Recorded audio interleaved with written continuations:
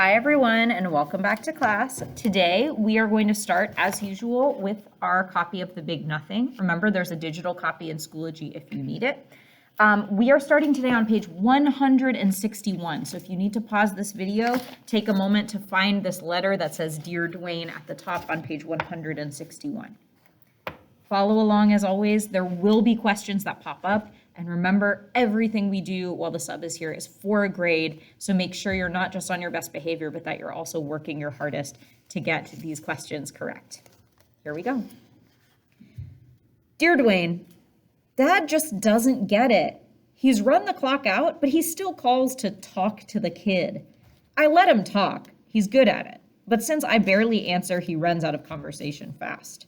Speaking of calls, you owe us a couple. Monday nights, remember? Since we don't know where you are or what you're doing, we figure you could call anytime. We stay home a lot.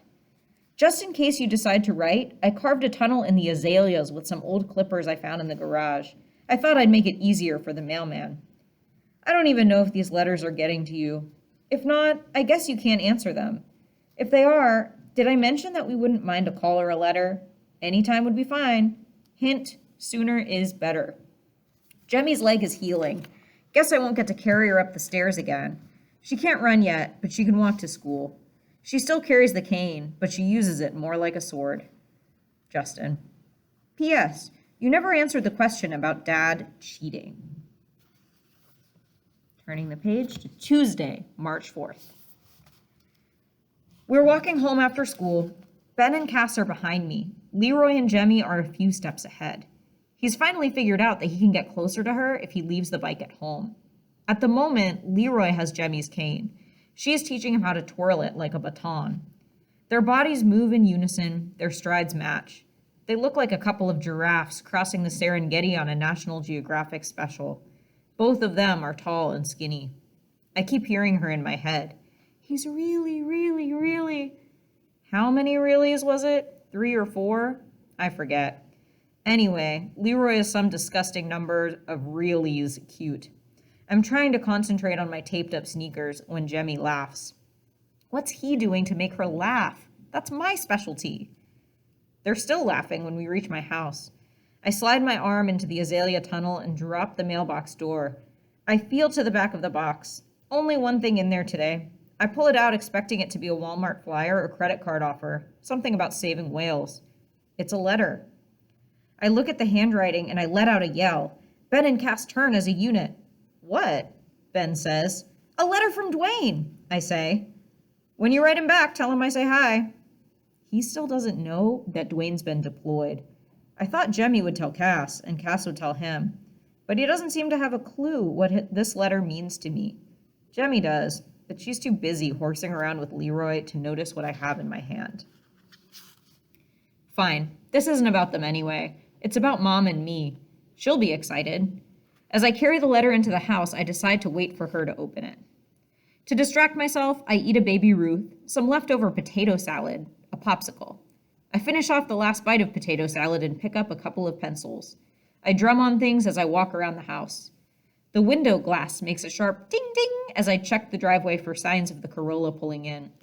Pencils bounced off the aquarium give back a dull tong. A couple of tongs, and my goldfish, Xena, is nosing the glass all excited.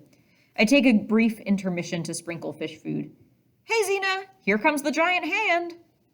My drum roll on the refrigerator ends with the clatter of ice cubes falling from the ice machine to the tray. I drum a little faster on Giz, who is sleeping in the recliner. Cats have a lot of good points, but they're not very resonant. Plus, they scratch. I circle back to the window, ting, ting, ting, and check on the condition of the driveway, which is improving. Mom is pulling up. I tap my way along the wall to the door, open it, and lean out as the Corolla shudders and dies. Looking tired, Mom drags herself from behind the wheel. Hey, Mom, I bellow. Good news. She stands behind the opened car door. Good news? She seems afraid to hope. I yank the letter out of my pocket and wave it around. The purse, which always hangs off her shoulder, as much a part of her as her arm, drops to the driveway. A letter from Dwayne? That's right, a letter from the one, the only Dwayne Anthony Riggs. I haven't even read it. I waited for you. Mom makes a dash for the steps and snatches it out of my hand, then she just holds it and starts to cry. I'll get your purse, Mom, I mumble. She looks like something out of a soap opera up there on the porch, bawling. I take her inside and sit her on the sofa. Go on, open it. Just as quick as she snatched it from me, she hands it back. No, you! I tear the envelope and pull out a single sheet of paper. He could have written a little more, considering how long we've been waiting. I read, Dear Mom, Just, and Dad? I show her the question mark after Dad. She raises her eyebrows. Dear Mom, Just, and Dad, by the time you get this, I should be on dry land, and I do mean dry, somewhere in the Persian Gulf. Right now I'm on a transport ship surrounded by water. Not much to do here but maintain our rifles, drill, stand watch, and get a tan. I've read a couple of books, if you can believe that. Tom Clancy novels. Wish I had a fishing rod with me. Just tell Ben there are lots more stars out here than what we saw from the roof.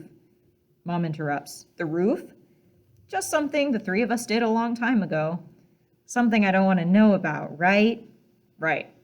I go back to the letter. The sea's been kind of rough. I have a big old purple bruise on my hip from falling against a rope locker. Lots of guys are barfing. So far, so good for me. Don't worry. From everything we hear, this is going to be a quick one. And we're doing the right thing defending the US of A from a bunch of fruitcakes with WMDs and nerve gas. Mom, don't worry about the gas. I can put on my mask and clear and seal it in 8.5 seconds flat. I'll be as safe as tuna in a can. You can send letters and things to the Army P.O. box on the return address. Mom, please send some undershirts and a pack of crew socks, the kind you get 8 pairs to a bag at Walmart, plus as many cigs as you can. The PX on board charges an arm and a leg.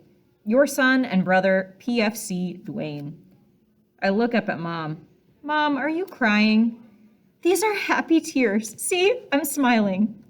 Smiles aren't supposed to be wet, I tell her. There's a PS. I should be able to call soon or send email. Mom, I have your work email. Just give me Ben so I can write you separately. Guy stuff, Mom. Don't worry about it. PPS, Just. I'll be back to ride your ass before you know it, so stay cool. Still crying, Mom gives me the big hug she wishes she could lay on Dwayne. I don't even mind. I even hug her back. You're going to start your independent reading next. Do your best, answer the questions, and make me proud. See you tomorrow, everyone.